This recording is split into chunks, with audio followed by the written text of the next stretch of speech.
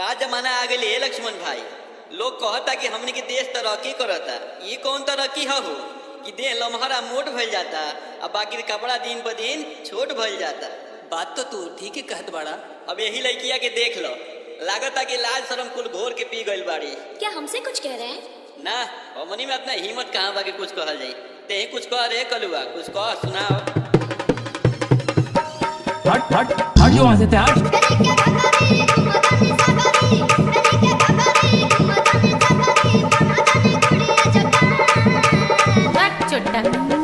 सज्जन को क्या तकलीफ है भाई?